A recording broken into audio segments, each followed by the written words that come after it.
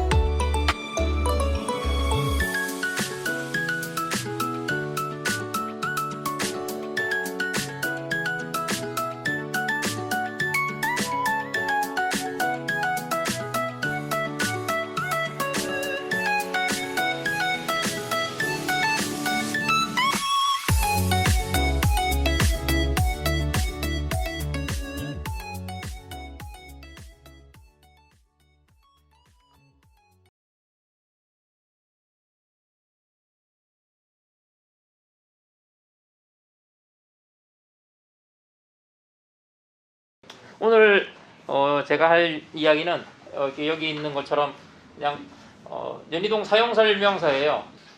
이 매력 있는 동네를 근데 어떻게 설명하지? 그거가 출발점이긴 했어요. 그래서 동네 싹 다 다녀보자. 그래서 동사무소 가서 지도를 받아와서 지도를 펴두고 골목길을 이렇게 하나하나 표시하면서 지워나가면서 이렇게 한 3년을 빠짐없이 매주 이렇게 평일 주말 뭐 할 거 없이 계속 이렇게 다녔습니다. 그리고 다니면서의 목적은 지도 하나 제작하면 좋겠다. 지도 하나 제작해서 동사무소 갖다 주면 좋겠다. 이 생각을 하고 시작을 했었어요. 여러분이 사는 동네도 각자 동네가 있잖아요. 우리는 다 남의 동네에 대해서 관심이 있는 것 같아요. 또는 해외에 대해서. 근데 그러지 말고 지금 여기 내가 사는 곳 그것에 관심을 가지면 좀 더 좋겠다. 그것을 공감하는 어떤 계기로서 이렇게 이 지도를 만들고 책을 만들었어요. 그래서 이제 사람들에게 이렇게 알리고 또 나눠주고 뭐 이렇게 했던 거고, 뭐 연희동 하면 떠오르는 말들이 여기에도 써있긴 하던데 그런 얘기들이긴 해요. 아파트가 많은 지역은 아니어서 홍제천이 있고 궁동산이 있고 안산이 있고 외국인 학교가 있고 그리고 뭐 사라가가 있고 이런 키워드들이 이렇게 네이버를 치거나 이렇게 치면 많이 올라오는 이런 키워드들입니다. 그리고 빵집도 많고 그다음에 골목도 있고 연대도 있어요. 뭐 이런 동네가 연희동이에요. 기본적으로 연희동에 대한 스케일감, 저희는 스케일 건축을 전공하기 때문에 스케일감인데 연희동의 땅 크기는 91만 평이에요. 91만 평이 감이 전혀 없으시죠? 여의도가 얼마쯤 될까? 여의도보다 클까 작을까? 엄청 작겠죠? 여의도보다 커요. 진짜요? 네, 여의도 84만 평이에요. 평지와 산지는 그래서 달라요. 물론 여의도도 운중제 바깥에 물이 빠졌을 때까지 하면은 이제 그거는 95만 평 정도 되는데 안쪽은 84만 평이에요. 그리고 여기에 3만 5천 명이 살아요. 3만 5천 명이 이렇게 사는데 길이 몇 개나 있을까? 아무리 찾아도 없더라고요. 길이 몇 개인지. 그걸 누가 가르쳐 주겠어요? 걸어서 알아야죠. 그래서 지도를 놓고 일일이 다 셌죠. 딱 500개 딱 나오더라고. 500개. 정확하게 500개. 그 500개는 이런 길이에요. 이렇게 길 이름이 붙어 있는 큰 길들, 그 다음에 작은 뭐 1길 이렇게 이런 것들 하고, 그리고 골목길들까지 다 이렇게 가지로 세면은 한 400 몇십 개가 나와요. 그런데 그건 차 위주고, 사람 중심으로 생각하면 이 큰 길은 인도가 양쪽에 있죠. 예. 이쪽 길과 이쪽 길은 다른 길이에요. 걸어보면 완전 달라요. 예. 그거 재니까 500개가 나왔어요. 그래서 500개네? 그래서 이제 사부작 걸어보니까 길의 길이는 제가 다 더해봐도 좀 틀리긴 해요. 한 300km 정도 내외돼요. 300km면 감이 없으시지만 서울에서 천안까지 거리가 100km입니다. 서울에서 제 고향인 산청까지 거리가 300km예요. 300km나 돼? 굉장히 중요한 지점 같아요. 이렇게 모세혈관처럼 이렇게 작은 골목들이 잘 살아있는 동네라는 뜻이죠. 그 매력의 출발은 기본적으로 거기에 있었던 것 같아요. 첫 번째는 이 골목길들, 그리고 이 동네를 둘러싸고 있는 산이 두 개가 둘러싸고 있어요. 여기 이제 궁동산이 있고 여기 안산이 있어요. 그리고 뒤에 홍저천이 이렇게 흘러요. 그리고 앞에 지나가는 것들은 철길이에요. 철길이 이렇게 지나가는데 그거에 폭 쌓인 동네 정도가 이렇게 연희동이긴 해요.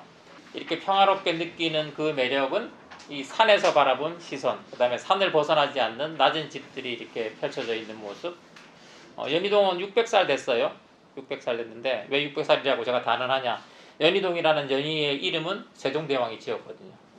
예, 그러니까 제가 나이를 정확히 계산할 수 있죠. 연희는 세종대왕이 이름을 지었어요. 왜 지었냐?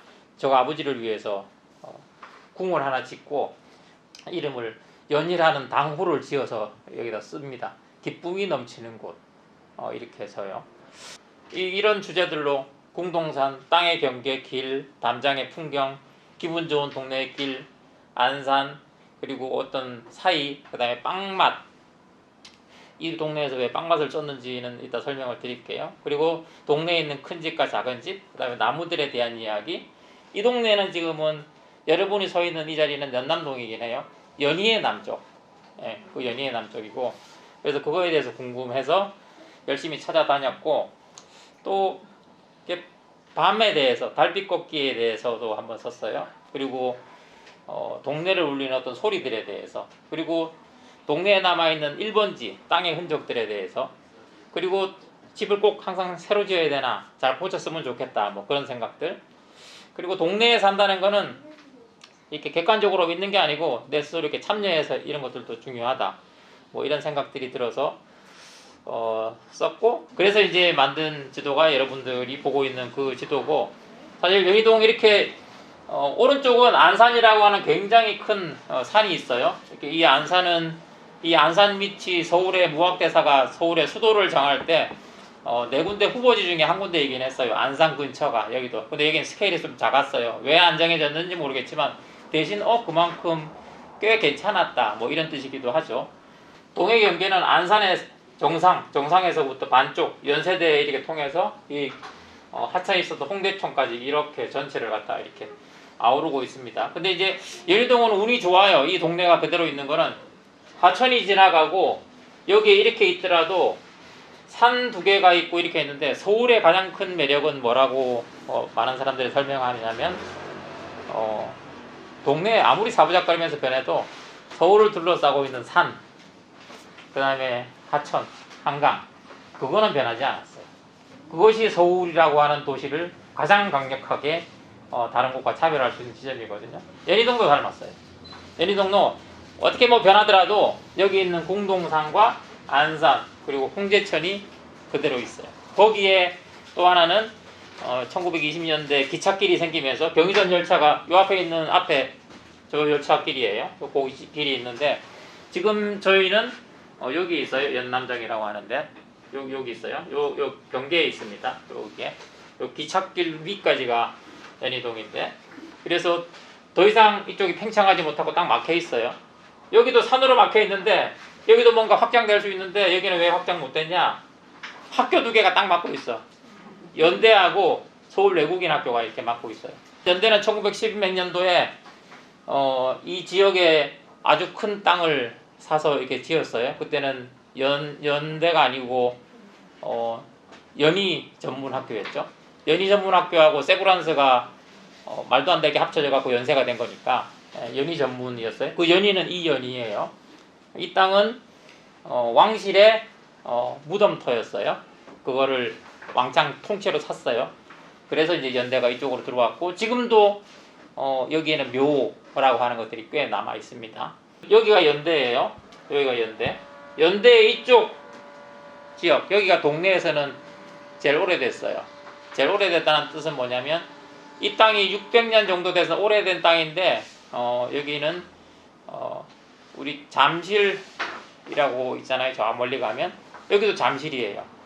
세종이 잠실을 2개 만들었어요. 서잠실하고 동잠실을. 저쪽에 있는 잠실은 동잠실, 여기는 서잠실이에요. 잠실은 결국 누에꼬치를 키웠다는 뜻이니까.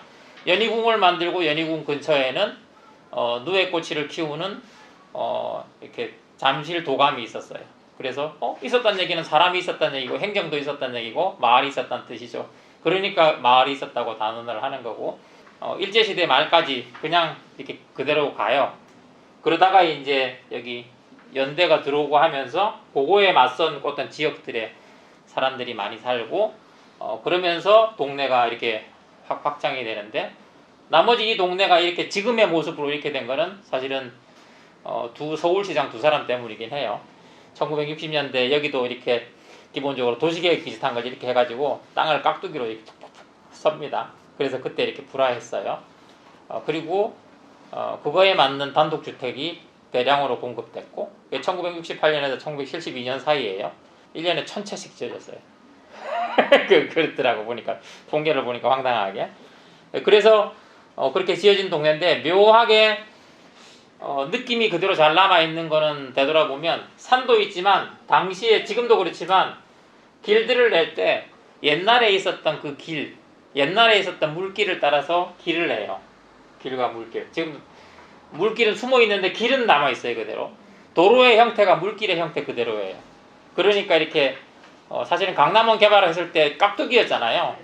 여기도 개발했으면 깍두기해야 되는데 깍두기가 안 된 이유가, 사람이 기본적으로 살던 것 플러스 물길하고 옛날에 있었던 그 길들을 유지하면서 이렇게 썰었거든요.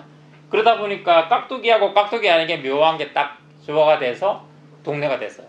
근데 이제 여기에 아까 35,000명에서 37,000명 사이가 왔다 갔다 하는데, 여기에 다른 지역하고 확연히 다르게 단독주택이 1720채가 있어요. 퍼센트로는 46% 정도. 서울 시내 전체 평균은 18% 이하입니다. 단독주택의 비율은. 그러니까 단독주택 많아요. 두 번째, 외국인들이 많아요. 예. 물론 처음에 외국인 학교가 세워진 연세가 있고 외국인 학교가 세워졌던 그것이 하나가 있고, 또 하나는 여기에 중국인들이 한성 화교학교가 있어서 중국인들이 많이 살아요. 그래서 여기에 전체 외국인의 비율은 18%예요. 서울시내 평균은 6%, 3배쯤 돼요.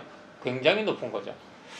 그게 이 동네를 이 특성 짓게 또 만들 어떤 부분이기도 해요. 그래서 외국인이 많고, 지금은 이제 그 많은 외국인이 연세대학교의 대학원생 때문에 외국인이 또 유지되기도 해요. 나이대도 묘하게 중간층이 적고 젊은 학생들 때문에 학생들이 많고 70대 이후가 많아요. 1968년 정도부터 이 동네가 크게 형성됐으니까, 제가 69년생이거든요. 50 조금 넘은 동네의 전체 모습은 50살이 넘은 동네죠. 그래서 어르신들은 그때부터 집을 지으면서 살았던 분들이 지금까지 있기 때문에 연령층이 높죠. 그게 2세로 넘어가지 잘 않았어요. 지금은 2세로 넘어가는 그 중간 지점에 있고 연희동이 바뀌는 모습도 그것 때문이기도 해요. 뭐냐면 집을 집으로 쓰느냐 집으로 못 쓰느냐 이 문제가 있고, 상속에 대한 문제도 있고, 동네 여러 가지들이 이렇게 맞물려서 그 변화가 오늘 다니면서 이렇게 조금 보일 것 같습니다. 여기에 빨간색으로 칠해져 있는 거는 다니면 제가 기분 좋은 길이라고 해놨는데, 제 관점에서 다니면 기분이 좋았어요. 기분이 좋은 길, 풍경이 좋다는 뜻이긴 한데 그런 길들을 이렇게 모아뒀던 겁니다. 그리고 이제 어떤 특정 지점들에 가면 찍찍찍 이렇게 안테나 표시해둔 데가 있어요. 거기 풍경이 되게 좋아요. 풍광이 동네를 이렇게. 그래서 오늘 저희는 저희가 여기에 있는데, 여기에서 여기 풍경 좋은 요 안테나 몇 개를 따라가서 아마 이렇게 올 것 같아요.